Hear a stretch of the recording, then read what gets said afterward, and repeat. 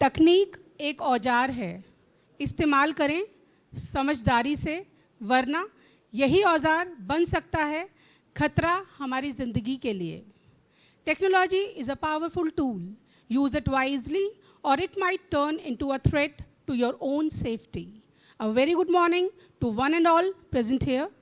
It gives me immense pleasure to welcome you all to this very important and timely session, a workshop on cybercrime awareness, organized here at Ved International School. In today's fast-paced digital world, where everything is just a click away, education, entertainment, banking, shopping, safety on the internet is no longer optional. It is essential. We are truly honored to have with us a dedicated officer-in-law, a man who stands at the front line of justice and security, Shri Suman Kumar Singh, SHO, Dorala. A big round of applause. He has been playing a vital role in maintaining law and order and educating society about cyber safety.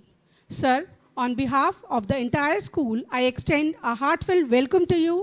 Your presence here is a great source of inspiration and learning for us. Now I would like to ask Ajit sir, our chairman, to felicitate sir with a bouquet. अब मैं जिस काम के लिए, जिस उद्देश्य के लिए इंस्पेक्टर सर यहां आए हैं, आप लोगों को एजुकेट करने साइबर क्राइम पे, और इनको इसलिए हमने रिक्वेस्ट करके बुलाया यहां कि इस जिले में इनसे अच्छा आदमी नहीं है साइबर पे बताने के लिए। इनकी साइबर में बहुत उपलब्धियां भी हैं, साइबर क्राइम की मैं बात कर रहा हूं। और जितने डिजिटल टाइप के अपराध हो रहे हैं आजकल, आप देख रहे हैं मोबाइल पे किस तरह से चीजें हो रही हैं, हमारी जानकारी के अभाव में हमें ठगा जाता है कई बार। और जितने इस तरह के अपराध हैं, ये उन अपराधों से बहुत ज्यादा खतरनाक स्टेज लिए होते हैं, जो सीधा सीधा हमारे घर में से कोई चोरी कर लिया, किसी ने हमारे साथ झगड़ा कर दिया, किसी ने हमसे पैसा लिया, हमारा पैसा दिया नहीं, 10,000 20,000। इसमें तो फ्रॉड का कोई लिमिट ही नहीं है, कोई स्कोप ही नहीं है, और हम कुछ कर नहीं पाते हैं। और अगर हमें कुछ जानकारियां नहीं है, या हम इनका जो एजुकेशन ये देने वाले उसे ढंग से नहीं समझेंगे, तो हमारे साथ बहुत बड़ी दिक्कत हो सकती है। और कई बार तो ऐसा होता पकड़े ही नहीं जाएंगे। साइबर क्राइम तो ऐसा है कि कई बार पकड़ा ही नहीं जाता है। अगर हम उसके लिए, तो आज उस पर बहुत जरूरत है अवेयर होने की। सर बताएंगे।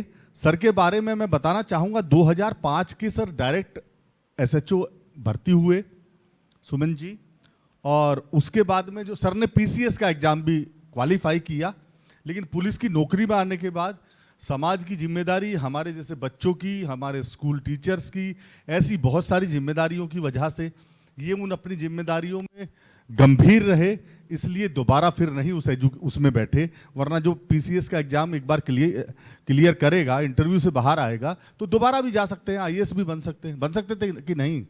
और आज आपके बीच में आपको समझाने आए हैं, तो मैं चाहता हूं कि आप जोरदार क्लैपिंग के साथ इनका स्वागत करेंगे।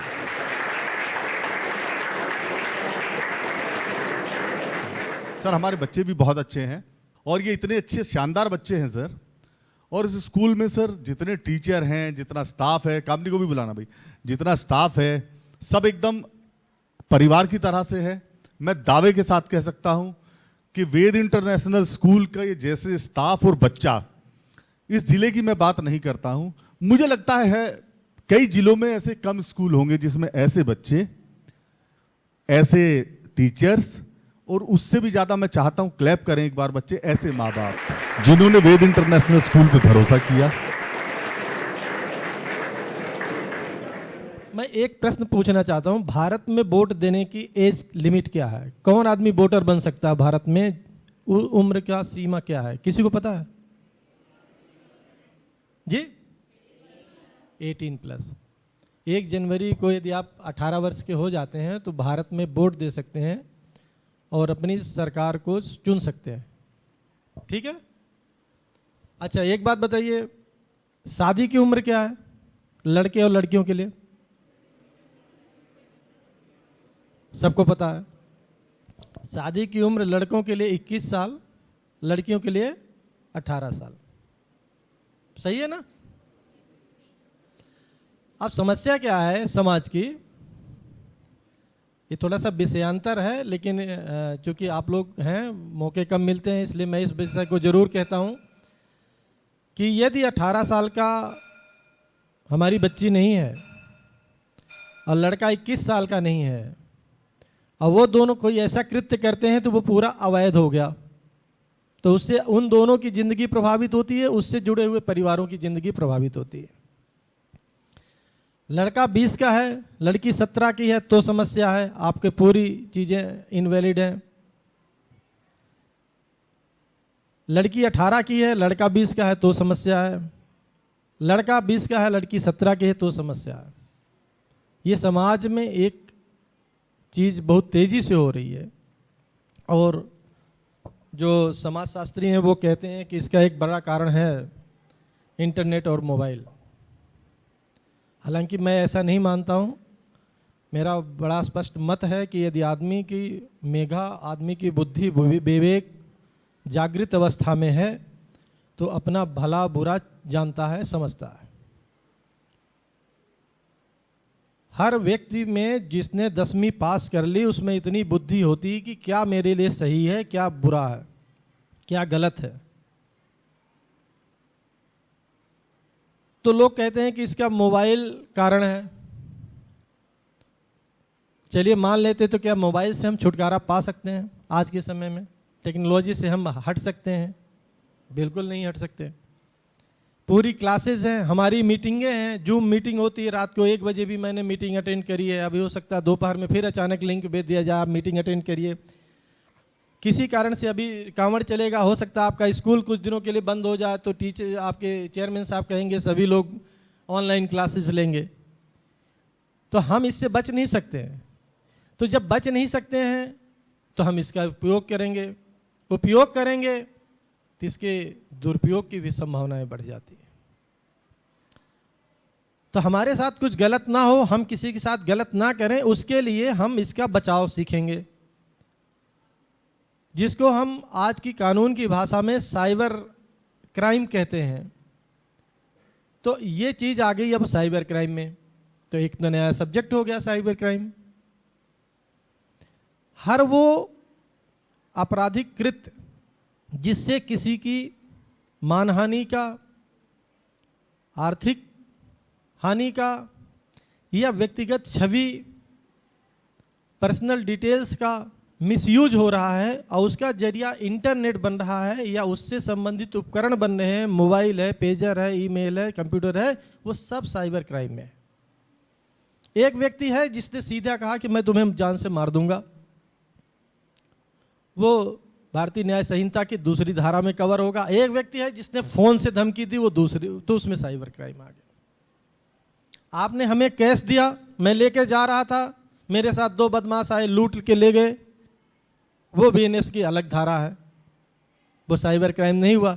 लेकिन आपने हमें पैसे भेजे, ऑनलाइन ट्रांसफर किया और वो पैसा मुझे ना आके किसी और ने आपको मेरा प्रतिरूप बन के मांग लिया और आपने धोखे से उसे दिए, वो साइबर क्राइम है। तो साइबर फ्रॉड की शुरुआत, साइबर क्राइम की शुरुआत ही आपके हड़बड़ाने से, घबराने से। तो पहला तो ये काम है कि हमें उसको समझना पड़ेगा। हम टेक्नोलॉजी से दूर नहीं हो सकते, हमको उसको अंगीकार करना है। तो जैसे एक जमाने में एक रोग आया एड्स, कहा जाता था कि सुरक्षा ही बचाव है, सेम साइबर के बारे में है। इसका बचाव ही जो आप कर सकते हैं, इसके बारे में जागरूक रहकर ही आप इससे निजात पा सकते हैं। कोई नया चीज आती है, साइबर में जो लोग साइबर फ्रॉड करते हैं या साइबर अपराध करते हैं, वो उसका तुरंत यूज करते हैं। कोई योजना लॉन्च हुई, तुरंत आपको फोन करने लगेंगे। आपकी जागरूकता है कि आप उससे बच जाएं। इसके लिए आपको अवेयर रहना पड़ेगा। अब आपकी दादी हैं, वो भी मोबाइल चला रही हैं, आपकी माँ है, वो भी मोबाइल चला रही हैं, लेकिन उनको इतनी समझ नहीं है क्योंकि वो उनके जमाने की टेक्नोलॉजी नहीं है। आपने बता दिया इस तरह से फोन मिलाते हैं, वो सीख गई, लेकिन उससे आदि नहीं। इसलिए बच्चों को जानना बहुत जरूरी है, क्योंकि ज्यादातर घरों में यदि महिलाएं हैं और कोई फोन आता है तो वो एक ही हस्बैंड को दे देंगे, बेटे को दे देंगे, बेटे को दे देखिए क्या बोल रहा है। तो फिर आपके ऊपर ज्यादा जिम्मेदारी आ जाती है। तो इसके लिए आपको जानकारी होनी चाहिए। तो जानकारी साइबर के बारे में कि कभी हड़बड़ाइए मत। आपने बीच में सुना होगा, बड़ा प्रचलन चला डिजिटल अरेस्ट का, और उसमें बड़े बड़े रिटायर्ड जज, सेना के अधिकारी सबको डिजिटल अरेस्ट कर लिया। तो डिजिटल अरेस्ट नाम की कोई चीज नहीं होती। कानून कहता है कि गिरफ्तारी का मतलब है कि जब तक यदि मैं मनीषा को गिरफ्तार करूंगा तो ये गिरफ्तारी तब मानी जाएगी जब इन्हें मैं हाथ से पकड़ लूंगा। सशरीर गिरफ्तारी होती है, या नजरबंदी होती है तो उन्हीं के घर में कैद कर दिया जाता है। तो वो गिरफ्तारी नहीं कहते, वो नजरबंदी कहते हैं। गिरफ्तारी के लिए शरीर को पकड़ना जरूरत है। और यहां कह दिया आप कमरे से बाहर मत जाइए, आपको डिजिटल अरेस्ट किया जाता है। मैं एसीपी बोल रहा हूं, मैं डीसीपी बोल रहा हूं। तो आपको समझना चाहिए किस तरह की कोई टर्म ही नहीं है डिजिटल गिरफ्तारी का कि आपको आपके घर में कैद किया जाए। बिल्कुल फ्रॉड है, टोटली फ्रॉड है। चाहे उसमें आईपीएस लिए बैठा हो, चाहे अब समझ में आता है कि सामने वाला फोटो तो पुलिस की लगी आ रही थी, नाम भी लिखा हुआ था, तो मेरा नाम है, मेरी फोटो अभी स्कूल में खींची गई है, ये स्कूल की फोटो वेबसाइट में भी डलेगी। हम रोज पैदल गश्त करते हैं, हमारी फोटो रोज वेबसाइट में डाली जाती है कि हमने पैदल गश्त किया। अभी कांवड़ चलेगी, हमारी फोटो वहां भी होगी। तो हम पब्लिक फिगर में हैं, तो हमारी फोटो पूरे इंटरनेट में है। अब उससे डाउनलोड करके आप अपनी डीपी में लगा लेंगे तो मैं तो रोक नहीं पाऊंगा। क्या मैं रोक सकता हूं? नहीं रोक सकते भाई, तमाम है। अब मेरे काम का एक अंग है, तो वो डीपी में लगा के फोन कर दे तो आप मान लें ये गलत है। तो पहले तो ये जानकारी जरूरी है। अब उस पर एक और समस्या आ गई है एआई की, कि मेरी आवाज को एआई हूबहू कन्वर्ट कर देगा। आप कंफ्यूजन में हो जाएंगे। एआई एक नई समस्या है, आपके लिए बहुत अच्छी टेक्नोलॉजी हो सकती है, आप उसमें बहुत अच्छे आगे बढ़ेंगे। हो सकता है कोई एआई का इंजीनियर निकले आगे चल के और अच्छा करेगा। लेकिन जो कह रहे हैं कि एआई से खतरे भी बढ़ गए हैं। आपकी एक फोटो है, उसमें कुछ भी वीडियो बना लो एआई से, तो वो एक खतरा। तो उसके बारे में भी हमें जागरूक होना है कि ये इसका वास्तविक वीडियो है कि फेक वीडियो है, एआई जनरेटेड वीडियो है। तो दिनों दिन चुनौतियां बढ़ती जा रही हैं, क्योंकि दिनों दिन सुविधाएं बढ़ती जा रही हैं। पहले हमें याद है कि जब हम पढ़ते थे तो आर.एस. अग्रवाल की मैथ आती थी, तो 2 मैथ की किताबें ले ले, उन्हीं से पढ़ रहे हैं। कोई क्वेश्चन नहीं आया तो इसमें से तो उसमें पढ़ रहे हैं, उसमें से गुरुजी से पूछ रहे हैं, सर से पूछ रहे हैं। अब आजकल तो क्या, गूगल गुरु बता दो, एआई बता दो। अभी मेरी एक वकील साहब से बात हो रही थी, तो हमने कहा यार आपका प्रार्थना पत्र आया था, जमानत एक उन्होंने डाली थी जमानत प्रार्थना पत्र। हमने कहा बहुत अच्छा आपने ड्राफ्टिंग करी। तो मेरे मित्र थे, उन्होंने कहा मैंने नहीं ड्राफ्टिंग करी, मैंने तो केस की समरी चैट पीजीटी क्या जीपीटी पे डाल दिया और उसने तुरंत बना दिया पूरा बेल प्रार्थना पत्र, मैंने आपको भेज दिया। अरे हमने कहा यार हम तो उसका जवाब लिख रहे हैं। हमने कहा बड़े दिमाग लगाया वकील साहब ने। तो अब देखिए, इससे मानव की बुद्धि तो कुंद होगी। वकील साहब ने अपना कोई दिमाग नहीं लगा, उन्होंने लिखा डाला और खट से वही हम प्रार्थना पाते। हम यहां उसके पॉइंट वाइज जवाब बना रहे। तो सबसे बड़ी चीज है इससे जागरूक रहना और बचाव। अब कैसे करें? अच्छा, अपराध कैसे होते हैं? 2 तरह के होते हैं साइबर में। 2 तरह के फ्रॉड है। एक फाइनेंशियल फ्रॉड है कि आपका ओटीपी ले लिया, कि आपके बैंक अकाउंट से पैसे ले लिए, या आपको किसी तरह की आर्थिक हानि पहुंचाई। इसको तो फिर भी आदमी एक बार बर्दाश्त कर लेता है। लेकिन जो दूसरा अपराध है सेक्सुअल हरासमेंट, उससे बहुत मानसिक आघात होता है, बच्चियों को बहुत परेशानी होती है। तो ये जो 2 तरह के ये अपराध हैं, इनसे हमें सबसे पहले बचना है। बाकी दुनिया में 100 तरह के और अपराध साइबर में होते हैं, उससे ज्यादा दिक्कत नहीं है। हम कहते हैं किसी ने किसी धर्म के प्रति टिप्पणी कर दी, किसी ने किसी धर्म के प्रति टिप्पणी कर दी, वो हमारे व्यक्तिगत मामला नहीं है, वो समाज का मामला। तो उससे आपको नुकसान नहीं है, व्यक्तिगत भावनाएं स्तर पर आहत हो सकती है, लेकिन व्यक्तिगत नुकसान नहीं। लेकिन यदि किसी बच्ची का सेक्सुअल हरासमेंट हो गया तो वो उसके पूरी जिंदगी खराब करेगा, समाज को आहत करेगा, दोनों पक्षों में जाएगा। किसी बच्चे के साथ ऐसा हो गया तो उसके साथ हो सकता है। तो हमें साइबर फ्रॉड में हम दोनों चीजों पर 10 मिनट बात करेंगे। एक तो हमें आर्थिक अपराध से बचना है, दूसरा कि सेक्सुअल हरासमेंट नहीं होना चाहिए, उससे कैसे बचे। तो पहले हम आते हैं आर्थिक अपराध पे। जितने नए तरीके रोज खोले जाते हैं उसका एक ही है कि आप विश्वास करें, सोचें अपनी बुद्धि से पहले, उसके पहले कोई जवाब दे। एक शब्द कह जाती है, कभी कभी लोग कहते हैं कि मैं अपने बाप पे विश्वास नहीं करता। तो यदि फोन पे कोई बोल रहा है तो उसे क्रॉस चेक कर लीजिए। इनाम दुनिया में कोई चीज फ्री में नहीं मिलती है।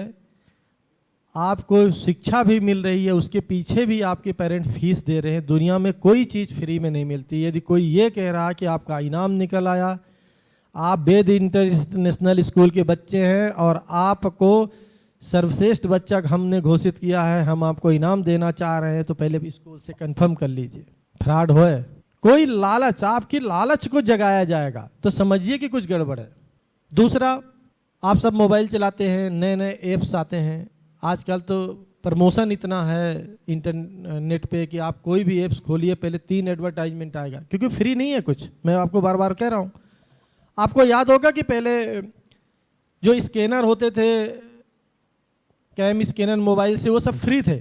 आजकल जो फ्री है उसमें 3 एडवर्टाइज आपको देखने पड़ते हैं। आप पीडीएफ बनाना है और आपने यदि पैसे नहीं दिए हैं उसे, तो आपको 3 एडवर्टाइजमेंट देखने पड़ेंगे। आप पहले मोबाइल के कैमरा जैसे ऑन करेंगे, पीडीएफ एडोब एक्रोबेट जैसी कंपनी का पीडीएफ यदि आप फ्री वाला लेंगे तो वो आपको 3 एडवर्टाइजमेंट दिखाएगा, उसके बाद वो कार्य करना शुरू करेगा। तो फ्री नहीं है कुछ। तो जब हम ऐप्स डाउनलोड करते हैं तो हम देख लें कि इस ऐप्स सही है या गलत है, हमारी आवश्यकता है या नहीं है। तो डाउनलोडिंग पे सबसे पहले ध्यान दें। वेबसाइट पे हमेशा जो HTTPS होता है, ये मानिए कि ये थोड़ी क्रेडेंशियल है, ये विश्वसनीय है। लेकिन यदि इसमें ये नहीं है तो ये विश्वसनीय नहीं है, ये फेक है, फ्रॉड है। HTTPS, जैसे हम दुनिया में हैं तो वेद इंटरनेशनल स्कूल का यदि अमेरिका से एक चिट्ठी आएगी तो लिखा जाएगा, पूरा एड्रेस होता है ना कि वेद इंटरनेशनल स्कूल, हरिद्वार हाईवे, ग्राम भराला, पिन कोड फलाना। तो आपने पूरा एक एड्रेस होता है पिन कोड तक। तो ये जो HTTPS होता है, ये समझिए कि इंटरनेट पे जो पोस्ट, जो पेज है उसका वो एड्रेस है। अब आपके नाम से किसी ने फेक आपकी फोटो लगाई और उसने फेक फेसबुक आईडी बना ली। आप थाने में जाते हैं, शिकायत करते हैं, ये देखो स्क्रीनशॉट ले लिया और ये देखो हमारी फर्जी बना ली आईडी। तो पुलिस कुछ नहीं कर पाएगी, क्योंकि आपने कह दिया कि ठीक है एक अपराध हो गया, लेकिन हमें अपराधी का एड्रेस कैसे पता चलेगा। तो उसके लिए सबसे पहला है कि कभी भी यदि आपके साथ इस तरह का कोई काम होता है तो आप उसका URL जिसे बोलते हैं, ऊपर एड्रेस रहता है, कभी यदि आप डेस्कटॉप पे खोलेंगे तो URL रहता है। और यदि आप ऐप्स चलाते हैं तो जब उसके डिटेल देखेंगे ऐप्स की, सपोज करिए फेसबुक देख रहे हैं, तो जब आप अपना अबाउट लिखा एक ऑप्शन आता है अबाउट करके, तो अबाउट को जब खोलेंगे तो उसमें नीचे रहेगा URL। आप उसको कॉपी कीजिए, कहीं पेस्ट कर लीजिए और अपनी एप्लीकेशन के साथ उसको भी दीजिए, ताकि हमें पता रहे कि ये URL से बनाई गई थी। वो डिलीट भी हो सकती है 24 घंटे के अंदर। हमारी इन्वेस्टिगेशन जब तक जाएगी 60 दिन 70 दिन लगते हैं, क्योंकि जो ये ऐप्स हम चलाते हैं, इंस्टाग्राम, फेसबुक, मेटा के जितने ऐप्स हैं, ये दूसरी कंपनी की ज़्यादातर के हेडक्वार्टर्स जो हैं वो सैन फ्रांसिस्को अमेरिका में है। तो वहाँ से पत्राचार करने में टाइम लगता है। इस बीच आज उसने बनाया, 2 दिन बाद डिलीट कर दिया। तो हमारे पास URL रहेगा तो हम पता चल पाएंगे कि किस ईमेल आईडी से बना था, कहाँ से बना था और किसने बनाया था, किस मोबाइल नंबर का इस्तेमाल किया गया था। यदि हमारे पास वो नहीं है तो फिर हमारा बेकार हो गया, पूरे एक्सरसाइज खत्म। URL तो ये देखना है। मैं एक बात अक्सर कहता हूं, मैं 2009 में सबसे पहले सर्विलांस इंचार्ज बना और उस समय फेसबुक 2008 के करीब आया था, तो तब से मेरा अकाउंट है। और मेरे साथ आज तक मेरे कभी किसी ने मेरे फोटो लगा के मेरे फर्जी अकाउंट नहीं बनाया, मेरे से किसी ने फर्जी पैसे नहीं मांगे कि मैं प्रिंसिपल साहब से पैसे मांग लूँ, फर्जी बना के फिर प्रिंसिपल साहब के आपकी फेसबुक से ऐसी रिक्वेस्ट आई थी। मैंने केवल 2 सावधानियां करी। मैं नेता नहीं हूं, मुझे फॉलोवर्स नहीं चाहिए, मैं कोई सेलिब्रिटी नहीं हूं, मुझे फॉलोवर्स नहीं चाहिए। सोशल मीडिया का मतलब है कि मैं अपनों से कनेक्ट रहूं। मैं अपने घर से दूर नौकरी कर रहा हूं, मेरे एक भाई सिगरौली में है, एक भाई रीवा में है, मेरी जॉब ऐसी है मैं बात नहीं कर पाता महीनों महीनों। खैर खैरियत सोशल मीडिया के माध्यम से होती रहती है। तो मैंने एक अपना फार्मूला बना रखा है। मैं चाहूंगा कि आप सभी, खासकर बच्चे करके, आप कोई भी यदि सोशल मीडिया प्लेटफॉर्म चलाती हैं, देखिए दो उद्देश्य होते हैं। एक तो कम्युनिकेट करने का, कि हम और हमारे जो लोग हैं उनसे हम कम्युनिकेशन में रहे। मुझे रात में टाइम मिला, जैसे मेरी आदत है, मैं सचिन से जुड़ा हुआ हूं। आपके सचिन बहुत पहले से जानते हैं, ये मेरे दोस्त के बहुत जिगरी दोस्त रहे, वो भी पुलिस में इंस्पेक्टर है। लेकिन मैं इनसे जुड़ा हूं। अब जब मैंने इनसे मिल लिया, मेरी 4 मुलाकातें हो गई, मुझे लगा he is a good person, तब मैंने इनकी फ्रेंड रिक्वेस्ट स्वीकार करी।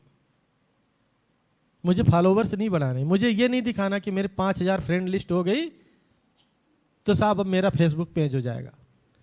मुझे उन लोगों से वाबस्ता है जिनको मैं चाहता हूं, जो मुझे जानते हैं, मेरी खैरियत उन्हें चाहिए, उनकी खैरियत मुझे चाहिए।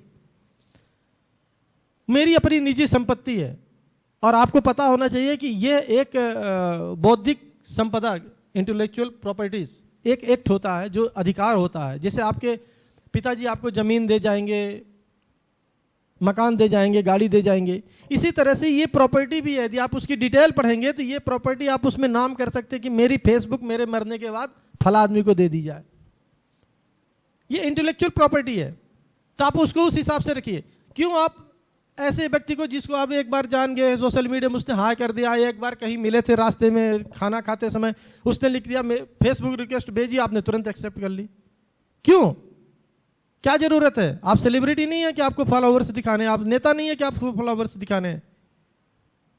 तो यदि आप निजी फेसबुक है तो उसमें निजी लोगों को ही जोड़े। आपको लगता है कि ये मेरी दोस्त है, मैं इतने दिनों से इसकी दोस्ती हूं, ये अच्छा है, तो आप स्वीकार करिए, नहीं तो फ्रेंड रिक्वेस्ट को डिलीट कर दीजिए। दूसरा, सोशल मीडिया अपने गुणों को बखान करने के लिए है। मेरी प्रतिभा को कोई पहचाने, इसका बहुत उपयोग हो रहा है। तो यदि आप अच्छे डांसर हैं, यदि आप कवि हैं, लेखक हैं, इनोवेटर हैं, कोई इनोवेशन करते हैं, उस उद्देश्य से यदि आप इसका इस्तेमाल कर रहे हैं तो फिर उस तक सीमित रहिए, कला के प्रदर्शन तक। उसमें अपनी व्यक्तिगत जानकारियां मत करिए। समझ रहे मैं क्या कहना चाह रहा हूं? दोनों चीजें लगी। यदि व्यक्तिगत इस्तेमाल है तो उसे व्यक्तिगत रखिए, प्रोफेशनल है तो उसे प्रोफेशनल तरीके से हैंडल करिए। यदि आप अच्छे डांसर हैं और आपकी 2 डांस की वीडियो वायरल भी होगी तो कोई फर्क नहीं पड़ता। ठीक है, मैंने तो डाला इसीलिए था कि वायरल हो जाए, मैं थोड़ा सा फेमस हो जाऊं। लेकिन यदि आपकी निजी जानकारी वायरल हो रही तो वो गलत है, आपको बुरा लगता है। तो दोनों में सेपरेशन आपको सीखना पड़ेगा, खासकर बच्चियों को। इससे ही बचाव है। कोई भी सोशल मीडिया है, व्हाट्सएप ग्रुप है, नए नए लड़के ऐसे ग्रुपों में ऐड हो जाते हैं। उसमें पता चला मेरठ में तो खासकर एक ट्रेंड है, तमंचे वाली फोटो ऐसे करके फोटो खिंचवा के डायरेक्ट करी, फिर वो मुकदमे लिखे जाते हैं, जिंदगी खराब हो जाती है। अभी उत्तर प्रदेश पुलिस की भर्ती हुई, उसमें 28 लड़के ऐसे हैं जिन पर छोटे छोटे मुकदमे हैं, जो भर्ती क्लियर होने के बाद भी ज्वाइन नहीं कर पाए पुलिस। क्या जरूरत है भाई? हथियारों का क्यों शौक? फोटो क्यों पड़ रहा है सोशल मीडिया में? किसे दिखाना चाह रहे हैं?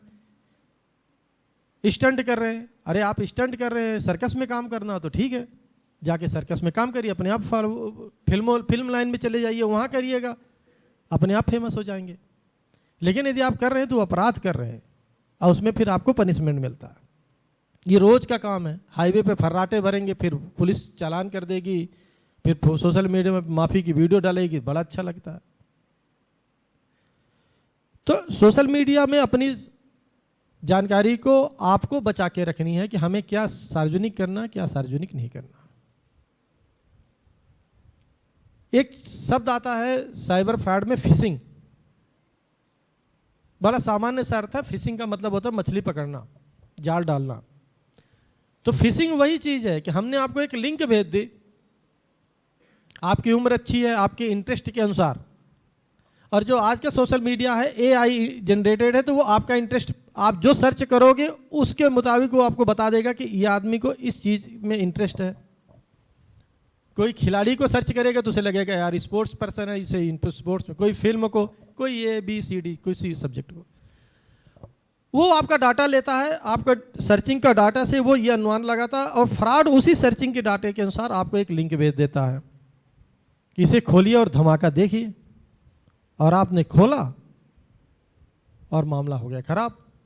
लिंक अकाउंट आपका हो गया खाली, या आपका मोबाइल हैक हो गया, या आपकी फेसबुक हैक हो गई। कोई भी सोशल मीडिया है, व्हाट्सएप है, फेसबुक है, उसको 2 वे ऑथेंटिकेशन एक प्रोसेस है, अब उसको रखिए। 2 वे ऑथेंटिकेशन मतलब क्या, जिसे आपने एक अकाउंट क्रिएट किया तो अकाउंट में एक पासवर्ड होता है, तो पासवर्ड तो आपने रख लिया, कोई बात नहीं, लेकिन यदि आपने 1 मिनट के लिए मुझे दे दिया अपना मोबाइल और आपकी नजर हटी और मैंने उसका एक कॉपी अपने में कर ली। आपको पता है ना कि आजकल स्विच अकाउंट होता है, स्विच अकाउंट। स्विच अकाउंट का मतलब है जैसे मेरा ये व्हाट्सएप है, तो ये देखो, ये मेरा जो व्हाट्सएप है, ये व्हाट्सएप है, तो इस व्हाट्सएप में मेरा एक नंबर है जो यहां पर मौजूद सभी लोगों के पास है, ये व्हाट्सएप चल रहा है। इसी व्हाट्सएप में मैं दूसरा चला रहा हूं, ये मैं यहां पर गया और मैंने स्विच अकाउंट कर लिया, तो मेरे दूसरे वाले नंबर का व्हाट्सएप आ गया। 2 अलग अलग व्हाट्सएप मैंने डाउनलोड नहीं किए, इसी में ये दूसरा खुल गया। अब देखिए, बाहर से आप देखेंगे तो ये एक ही दिखेगा।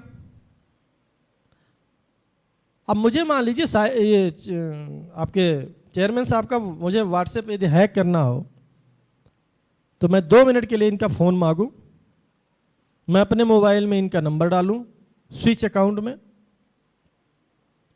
और एक OTP आएगा, मैं कर लूंगा, मेरे पास भी इनका व्हाट्सएप चलता रहेगा, इनके पास भी इनका व्हाट्सएप चलता रहेगा। अब इनके सब मैसेज मैं देखूंगा, और जब मैं सब मैसेज देखूंगा तो संदेश तो भाई संदेश होता है, फिर तो मेरे हाथ में है चेयरमैन साहब। मैं कहूंगा देखो ये आया था तुम्हारे पास, वो आया था तुम्हारे पास। ये सोचेंगे यार कैसे हो गया, मेरा व्हाट्सएप तो मेरे में चल रहा है। हर सोशल मीडिया में स्विच अकाउंट का ऑप्शन है, आप उसे देखते रहिए कि कहीं ऐसा तो नहीं कि कहीं और भी चल रहा है। दूसरा, जैसे आप डेस्कटॉप वर्जन है, हम भी, हमारा ये जो CUG वाला व्हाट्सएप है, मेरे टेबल पे रखे डेस्कटॉप में भी चल रहा है उसका एक वर्जन, वहां भी मैसेज जा रहे होंगे, जो सरकारी मैसेज, सरकारी नंबर है, वो मैंने कर रखा है। मुझे पता है कि यदि मैं बाहर हूं, मुझे मान लीजिए CUG पर कोई मैसेज आया, मुझे अपने कार्यालय को बताना, तो मैंने कहा वहां से देख लेना, चल रहा है, मुझे जानकारी है, यूजफुल है। लेकिन मैं पर्सनल वाला दे दिया तो फिर मेरा मुंशी मालिक है, मेरा जो कॉलीग है वो देखेगा, भाई इंस्पेक्टर साहब के तो बड़े बड़े अच्छे मैसेज है, तो मेरे दोस्त भी मैसेज करेंगे, मेरी वाइफ भी करेगी, मेरे बच्चे भी करेंगे, तो मेरी गलती है कि मुझे पता नहीं चल रहा और मेरा 3 जगह चल रहा है। तो आपको इतनी जानकारी होनी चाहिए कि देख लें कि कहीं और तो नहीं चल रहा, या मैंने धोखे से लॉग, जैसे आप फोटो, बच्चे आजकल फॉर्म भरते हैं, फोटो के लिए हम जाते हैं, हमने उसके नंबर पे व्हाट्सएप कर दिया फोटो, तो ठीक है, वो अपना डाउन। कभी कभी होता है कि हम स्कैन ही करके अपना व्हाट्सएप ही ऑन कर देते हैं, डेस्कटॉप पे, कंप्यूटर पे स्कैनर रहता, हमने अपना व्हाट्सएप किया, उस पे चला गया व्हाट्सएप, हाँ जी ठीक है, फिर हम लॉग आउट करना भूल गए। गलती है आपकी, अवेयर रहना पड़ेगा। तो लिंक को जब तक आपके यूजफुल लिंक नहीं है तो उसे ओपन ना करें। कोई भी एप्स वेरीफाइड एप्स ही डाउनलोड करें। और OTP के साथ समस्या यह है कि मजबूरी यह है कि OTP आपके पास आता है 10 सेकंड के लिए और वो आपसे मांगा जाता है। फ्रॉड होता तो OTP ना बताएं। लेकिन अब दिक्कत एक हो रही है, हम पुलिस वाले हैं, आप प्रार्थना पत्र देते हैं, अब हम ही OTP मांग रहे हैं, फीडबैक आपका ले चाहिए। हम कहेंगे कि आप हमारी कार्रवाई से संतुष्ट, आपने कहा हाँ जी ठीक है कोई दिक्कत नहीं, तो हम कहेंगे एक ओटीपी आया है, आप वो दे दीजिए। तो आपको ये देखना है कि ओटीपी कौन सा आया है, किस जगह से आया है, बैंक का आया है वो ओटीपी है कि इनका आया है, उसमें लिखा रहेगा यूपी पुलिस का, तो आपको दे दे, नहीं तो आप कह दे भैया आप आके ले लो। बहुत सतर्कता की आवश्यकता है। तो फिशिंग का मतलब होता है मछली पकड़ना। तो वो जो ईमेल आपको फेक भेज देते हैं, आपको लिंक भेज देंगे, उसे साइबर क्राइम की भाषा में फिशिंग कहते हैं, जाल में बिछा लेना। तो फिशिंग ये है कि मैं आपको एक व्हाट्सएप में एक मैंने लिंक भेज दिया, हरी हरी लिखी आती है, समझते होंगे सभी लिंक लो, आपने उसे ओपन किया और आपका काम खत्म। या एक एपीके फाइल करके आती है, आजकल नया फ्रॉड है। एपीके फाइल वो होती है कि जैसे आप कोई एप्स है या कोई चीज है जो आप मोबाइल में इंस्टॉल करना चाहते हैं, इंस्टॉलेशन की जो फाइल होती है उसका एक्सटेंशन होता है एपीके, .apk। कंप्यूटर साइंस वाले जो लड़के हैं थोड़ा बहुत जानते होंगे, नहीं तो आगे चल के आप जब खुद डेवलप करने लगोगे तो समझोगे। तो बहुत से ऐप्स ऐसे हैं जो आपको गूगल प्ले स्टोर पे नहीं मिलते हैं, तो जब नहीं मिलते हैं तो उनके एपीके फाइल से डाउनलोड करते हैं उनके वेबसाइट से। तो आजकल एपीके फाइल भेज देते हैं। एपीके फाइल का मतलब है कि एक चीज आप अपने मोबाइल में या सिस्टम में, कंप्यूटर सिस्टम में इंस्टॉल कर रहे हो, इंस्टॉल करते ही हो सकता है कि वो एपीके फाइल आपके सिस्टम का पूरा कंट्रोल सामने वाले को दे दे और आप निहत्थे हो जाओ। तो इस चीज को भी आपको ध्यान देना है कि हमें कोई ऐसा एपीके फाइल को हम डाउन, जैसे आप लोग ज्यादातर किसान परिवार से संबंधित होंगे, अभी एक बहुत तेजी से फ्रॉड हुआ, जैसे ही ये घोषणा होती है कि किसान सम्मान निधि की ये किस्त आने वाली है, खट से एपीके फाइल किसान सम्मान निधि के नाम से भेज देंगे।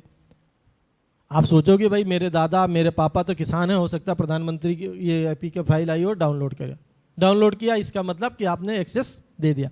अब मजबूरी यह है कि हर बैंक अकाउंट के साथ मोबाइल का लिंक होना अनिवार्य है। हर घर में कम से कम एक मोबाइल ऐसा है जो बैंक अकाउंट के साथ लिंक है। ऐसा कोई घर नहीं है जिसका मोबाइल ना हो लिंक। आधार लिंक है। तो आधार से भी आपने सुना होगा पैसे निकल जाते हैं अंगूठा लगा देने से, है ना, जो केंद्र है उनसे पैसे निकल जाते हैं। तो वो भी एक फ्रॉड है। अभी मैं जब वहां था गढ़मुक्तेश्वर में, तो एक बड़ा फ्रॉड हुआ और 8-10 मुकदमे लिखे गए। हर आदमी आया, साहब मेरे अकाउंट से पैसे चले गए, मेरे अकाउंट से पैसे चले गए। हम भी बड़े परेशान। हमने कहा भाई किसी को ओटीपी बताया? बोले नहीं साहब। कोई कॉल आई? नहीं साहब, कुछ भी नहीं आया। एक ने तो कहा साहब मेरा तो कोई मोबाइल नंबर ही नहीं लिखा पड़ा है बैंक में, मैं तो कभी ऑनलाइन बैंकिंग भी नहीं चलाता। 5-6 मुकदमे लिखे गए, काफी दिमाग का जोर लगाया गया, कुछ हो नहीं पा रहा था कि यार आखिर ये फ्रॉड हो कैसे रहा है। जब डिटेल मंगाई गई तो पता चला कि ये आपके अंगूठे लगाए गए।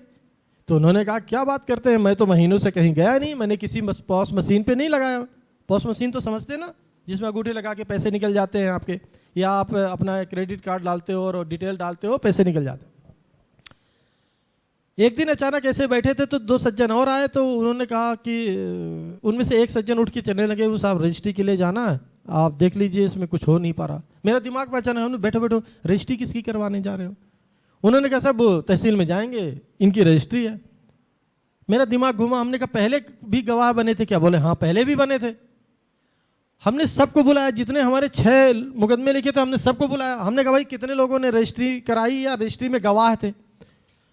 तो सोचिए सब कहीं ना कहीं रजिस्ट्री में गवाह थे। पिछले 1 साल में रजिस्ट्री में गवाह थे या रजिस्ट्री करवाई थी। अब वहां जाके आपके पूरे अंगूठे लगते हैं रजिस्ट्री में। आप गवाह हैं तो अंगूठे लगेंगे, आप रजिस्ट्री करवा रहे तो अंगूठे रहे।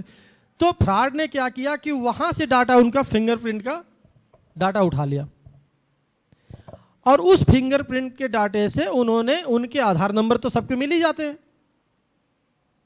आधार नंबर मिल गया, फिंगरप्रिंट का डाटा मिल गया, इसका मतलब पासवर्ड मिल गया, उन्होंने सबके अकाउंट खाली कर दिया। अब आप सोच नहीं सकते डाटा प्राइवेसी कितनी महत्वपूर्ण है, आप इससे अंदाजा लगा। मैं अक्सर लोगों को कहता हूं कि आप जो मोबाइल में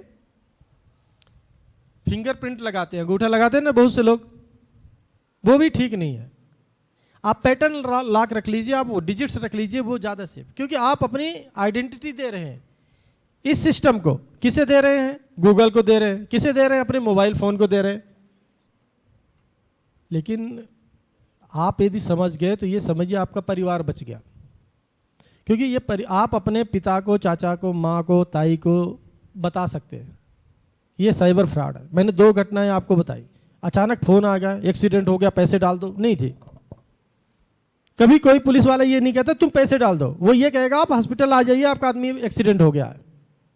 जितना इलाज संभव वो करवाएगा जब तक आप पहुंच नहीं जाएंगे। ऑड वक्त में यदि ऐसा फोन कर रहा है तो इसका मतलब है कि 99% चांसेस है। और डिजिटल अरेस्ट नाम की कोई चीज नहीं है कि आपका बेटा वहां पकड़ा गया है। बड़ी मजेदार एक कहानी ऐसी थी कि एक हमारे विभाग के हमारे साथी थे, एक दिन वो घबराए हुए आए और बोले साहब मुझे अभी जाना पड़ेगा। हमने कहा क्या हो गया? बोले साहब वो फोन आया था, बेटे ने कुछ नालायकी कर दी। हमने कहा क्या हो गया? तो उन्होंने कहा कि एक फोन आया था। देखिए पुलिस में रहते हुए आदमी बच्चों के बारे में कितना सेंसिटिव होता है, घबरा जाता है। तो उन्होंने कहा कि वो कह रहे हैं कि बच्चा यहाँ पर पकड़ा गया है, उसके पास से स्मैक मिली है, 4 लड़के हैं और इसने बताया कि पिताजी पुलिस में है। देखिए यही चाल चल दिया, पिताजी पुलिस में है। तो हमने कहा एक बार आपसे बात कर ली जाए, विभाग की बात है तो आप आ जाइए। और मेरी बात हो गई इंस्पेक्टर साहब से, या कि थोड़ा सा अपना कुछ कर लेते हैं, इसके मामले को रफा दफा कर देंगे। तो उन्होंने सर मैं चला जाता हूं। तो हमने कहा यार मेरी बात करवा दो, कौन है? तो जैसे उन्होंने फोन मिलाया, फोन लगा नहीं। तो हमने कहा यार मुझे लगता है कि ये फ्रॉड कर रहा कोई आपके साथ, आप बेटे को फोन लगाओ। बेटे का फोन बंद था क्योंकि वो स्कूल में था। सब स्कूल फोन अलाउड नहीं करते, वो स्विच ऑफ करवा के रखवा देते हैं। अब बच्चा स्कूल में, पिता यहां परेशान, अब करे तो करे क्या? घर फोन किया तो मां ने बताया हाँ गया तो स्कूल ही था। तो हमने कहा स्कूल से बात कर लो। तो बोले यार स्कूल का मेरे पास नंबर नहीं है। पुलिस की नौकरी ऐसी है कि आदमी ज्यादातर डिटेल नहीं रख पाता। हमने कहा अपनी वाइफ से पूछो। तो वाइफ ने कहा मैं उसकी स्कूल का कार्ड एक देखती हूँ। कार्ड से खैर एक हमें नंबर मिल गया, स्कूल का एक कोई कार्ड था तो उसके नंबर मिल गया। हमने स्कूल फोन किया तो उसने कहा सर आप 10 मिनट का समय दीजिए, मैं बच्चा क्लास में होगा पूछ के बताता हूँ। खैर बच्चा आया, वहां से फोन आया रिसेप्शन से कि सर ये हाँ बात कर लीजिए।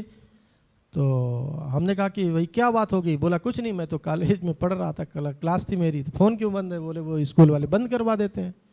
अच्छा तो अभी कहीं बाहर गए थे तुम? बोले नहीं मैं तो सुबह से 10 बजे से स्कूल में हूँ, मेरी छुट्टी हो जाएगी, एक पीरियड और बचा। तो तब जाके हमें ये कंफर्म हुआ कि नहीं ये हमारे साथ भी एक फ्रॉड का प्रयास था। आप जिस प्रोफेशन में हो उसी प्रोफेशन का सहारा ले लेंगे वो। अब वो कैसे करते हैं कि एक नंबर उन्होंने सुबह ले लिया और उसमें आखिरी के अंक बदलते गए। यदि उन्होंने पूरे दिन आप उनके कभी CDR देखेंगे, मैं चाहूंगा कि कभी आप बच्चों को ग्रुप में थाने का भी भ्रमण करवा दें कि देख लें थाना कैसा होता है, ऑफिस कैसा होता है, हवालात कैसी होती है, कैसे काम होता है। तो आप देखेंगे कि वो इतने शातिर हैं कि वो आपके प्रोफेशन को टच करते हैं, आपके बारे में उनको जानकारी रहती है। वो जानकारी कहां से मिलती है? हमारे सोशल मीडिया प्लेटफॉर्म से मिलती है। बैंक में कितने पैसे हैं आजकल ये ज्ञात पता करना कोई कठिन काम नहीं है, क्योंकि हर बैंक से आपका आधार, आपका नंबर, अकाउंट लिंक है। बात कर लो, आपका लिंक है तो आपकी डिटेल, मेरे बारे में यदि आपको पता करना हो तो कोई बहुत बड़ी बात नहीं है कि मेरे बैंक अकाउंट में कितने पैसे हैं, आप पता कर लोगे, कोई दिक्कत नहीं है। तो आपको जब तक जानकारी होगी, जब तक आपका दिमाग चलेगा, तभी तक आप उस चीज से बचाव है। इसमें कार्रवाई पुलिस की अब समस्या क्या है? आपने के साथ एक फ्रॉड हो गया, आपने मुकदमे लिखवा दिए, कोई दिक्कत नहीं है, पुलिस ने मुकदमा लिख दिया। अब पता चला 35,000 रुपए का फ्रॉड है, 1 लाख रुपए का फ्रॉड है। अब उसकी हमने इन्वेस्टिगेशन शुरू करी तो पता चला कि अकाउंट जो था वो तो मथुरा में था, पैसे निकले दिल्ली से, जो मोबाइल में आईडी प्रयोग की गई वो असम की गई। अब हम इन चारों जगहों पे 4 पुलिस वाले गए तो कितना खर्चा आएगा आप बताओ। अब फिर उनको जाके नोटिस दे आएंगे। 7 वर्ष से कम सजा है ज्यादातर अपराधों में, तो फायदा क्या हुआ? कुछ नहीं।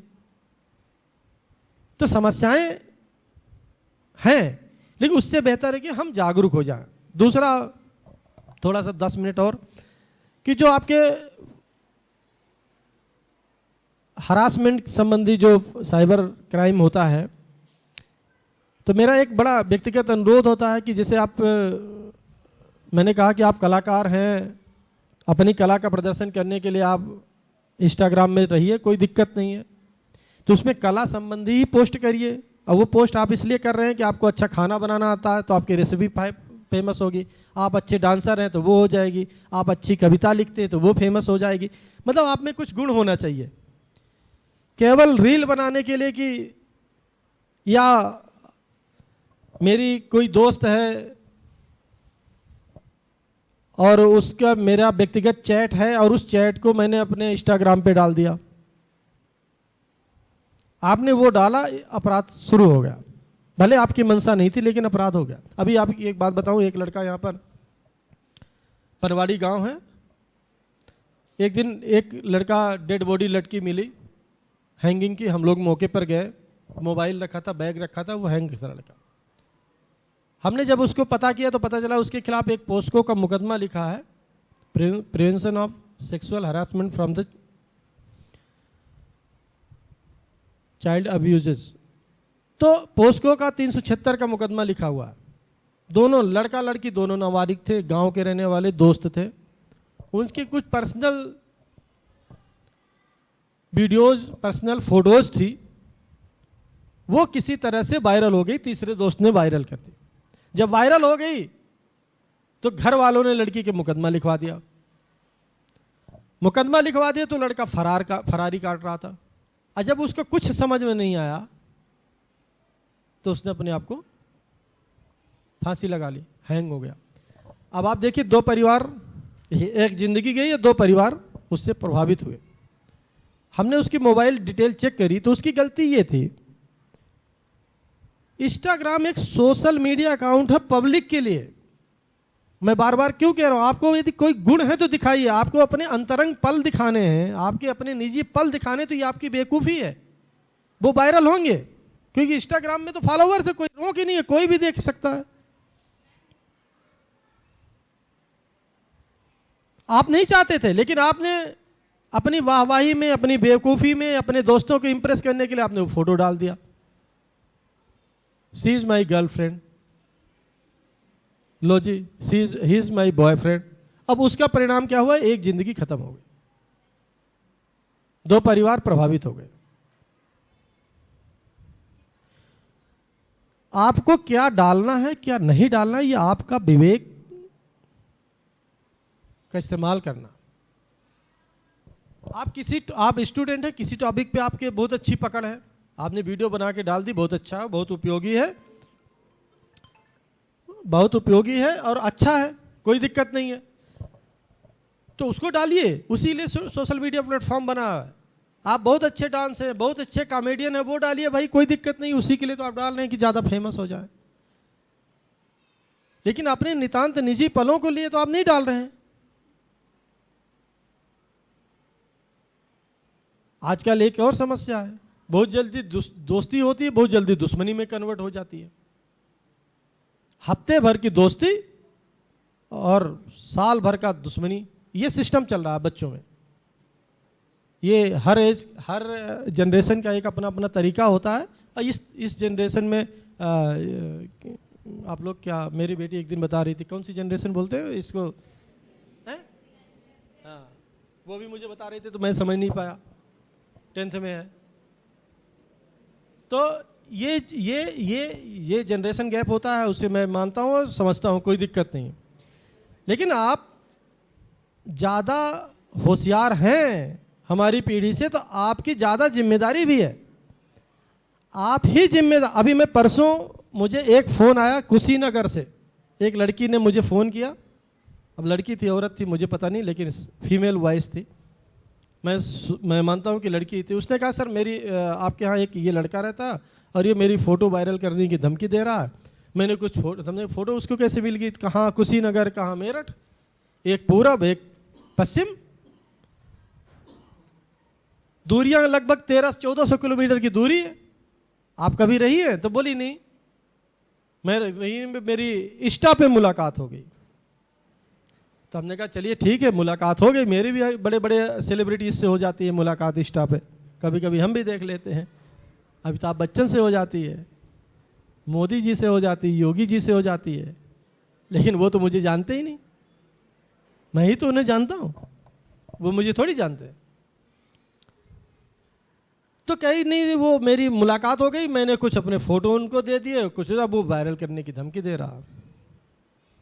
तो हमने कहा कि आप अपने थाने चले जाइए, हर थाने में एक साइबर हेल्प डेस्क है, अपनी कंप्लेंट वहां दर्ज करवा दीजिए। तो बोली नहीं, रहने वाला मेरठ का है। अरे हमने कहा आप कहाँ की रहने वाली हो? बोली कुशीनगर की। तो हमने कहा आप अपने स्टेशन पे जाइए। मेरा कहने का मतलब यह है कि यदि आपके साथ कुछ हो जाता है तो आपका लोकल पुलिस स्टेशन उसको इंटरटेन करेगा। हर पुलिस स्टेशन में उत्तर प्रदेश सरकार के द्वारा एक साइबर हेल्प डेस्क है, एक महिला हेल्प डेस्क है। मनीषा है हमारे यहाँ, एंटी रोमियो और महिला हेल्प डेस्क देखती हैं। पीछे वो नवीन खड़े हो नवीन, ये साइबर हेल्प डेस्क देखते हैं। इनके साथ एक पूजा है आपके साथ, अनीता है, अनीता एक कांस्टेबल भी है। तो आपके साथ यदि इस तरह का कुछ होता तो आप इन्हें दे देंगे, तो हम कम से कम उससे एडजिटी रुकवा देंगे। किसी भी तरह का यदि साइबर फ्रॉड होता है तो उसके लिए 1930 एक हेल्पलाइन है, 1930 हेल्पलाइन है। आप उसमें कंप्लेंट पहले कर दीजिए, वो कंप्लेंट हमारे पास ऑटोमेटिक आ जाएगी, चाहे वो फाइनेंशियल फ्रॉड हो या किसी हरासमेंट की साइबर फ्रॉड हो। या फिर आप साइबर सिक्योरिटी करके एक वेबसाइट है सरकार की, उस पर आप कर सकते हैं, लेकिन बेहतर है कि आप 1930 का इस्तेमाल करें। समस्याएं वहीं से पैदा होती हैं जहां हम थोड़ी सी ज्यादा विश्वास किसी पे कर लेते हैं। तो सतर्कता ही इसका उपचार है और कुछ नहीं है। रेमेडी के नाम पे आपकी जितनी सतर्क रहेंगे, मैं बिल्कुल नहीं कहता कि आप इंटरनेट इस्तेमाल मत करिए, मैं बिल्कुल नहीं कहता कि आप मोबाइल इस्तेमाल मत करिए, लेकिन आप अपने कॉन्शियस को ध्यान में रख के करिए। आपके भगवान ने आपको इतना बड़ा भेजा दिया है, शरीर दिया है, दिमाग दिया है, आप सोच सकते हैं। थोड़ा सा सोचिए, तुरंत रिएक्शन मत करिए। एक दूसरा अपराध और है, खासकर मेरठ के लड़कों के लिए बता दूं, किसी ने कुछ पोस्ट डाल दी, वो जाति के संबंध में हो सकती है, किसी के धर्म के संबंध में हो सकती है, तुरंत टिप्पणी कर देंगे। अरे क्यों टिप्पणी कर दे रहे हो भाई? तुम्हारे पास मस्तिष्क नहीं है, तुम उसको पढ़ तो लिए। गंदगी है आपके घर में, यदि आपके गौशाला में गोबर पड़ा होता है तो क्या आप बेडरूम पे छिटका देते हो? क्या नहीं करते ना। आपने गंदगी है देख ली, ठीक है हटाओ वही। आप उसे आगे क्यों फैला रहे हो? आपने आगे फैलाया, आप अपराधी हो गए। अभी परसों ही दादरी में एक व्यक्ति ने, किसान टाइप का आदमी है, फेसबुक पे कहीं से एक पोस्ट मिली, एक जाति के खिलाफ उसने अपने में पोस्ट कर दी। अब उसके खिलाफ हमारे पास प्रार्थना पत्र आ गया। 2 पुलिस वाले घर पहुंच गए, भागने लगे, घर से 2 दिन फरार रहे। फिर एक नेताजी के पास पहुंच गए कि साहब अब पुलिस से बचा लो। हमने कहा भाई ये तो सोचने से पहले तुम्हें करना चाहिए था। बोले वो गलती हो गई। अब गलती की वीडियो उन्होंने माफी मांगी हाथ जोड़ के। फिर दूसरे पार्टी को हमने फोन किया, बताओ भाई इन्हें मुकदमा लिखें या चलो माफी दे रहे हो? उसने ठीक है साहब माफी मांग ली, खत्म करो। क्यों ऐसा गंदगी को क्यों आगे बढ़ाए हम? गलत है तो गलत है। हो सकता है कि आपको कहीं ना कहीं वो अच्छा लगा हो कि बहुत बढ़िया है, मेरी जाति की वाहवाही है या उससे। अरे भाई तो अपने मन तक रखो। आपने कमेंट किया, गलत कमेंट किया, आप अपराधी हो गए। और बच्चे तो इसलिए सतर्क रहें कि बच्चों का एक अपराध पूरा कैरियर बर्बाद कर देता है। उत्तर प्रदेश पुलिस में 28 का उदाहरण इस जिले में है।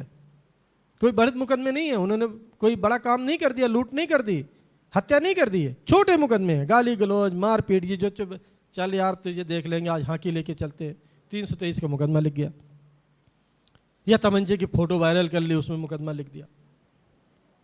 और वो इतनी मेहनत के बाद उन्होंने एग्जाम क्लियर कर लिया, दौड़ क्लियर कर ली, ज्वाइनिंग में आई, पुलिस वेरिफिकेशन में पुलिस निकाल रही है, इसके खिलाफ तो मुकदमा लिखा हुआ है, तो ना तो आपको पासपोर्ट बनेगा, ना तो आपको जॉब मिलेगी, प्राइवेट में वेरिफिकेशन में दिक्कत होगी। एक मेरे फादर एक चीज कहा करते थे, मैं आप लोगों को कहूंगा, मुझे बहुत इंप्रेसिव रहती। एक फिल्म है गर्दिश, जैकी श्रॉफ की एक फिल्म है गर्दिश, यूट्यूब में मिल जाएगी, आप तो अब बहुत से चैनल हैं, उसे देखना कभी। उसे देखोगे तो आप वो बिल्कुल ये समझिए, पश्चिम उत्तर प्रदेश में तो बिल्कुल फिट बैठती है कि हीरो आईएएस की तैयारी कर रहा होता है, उसका बाप एक पुलिस का कांस्टेबल होता है, वो कहता है भाई तू दूर रहिए, वहीं पढ़ ले, तू क्लियर कर लेगा, तुझ में इतनी क्षमता है, और ये गुंडे मवालियों का मोहल्ला है, यहां मत आया कर ज्यादा।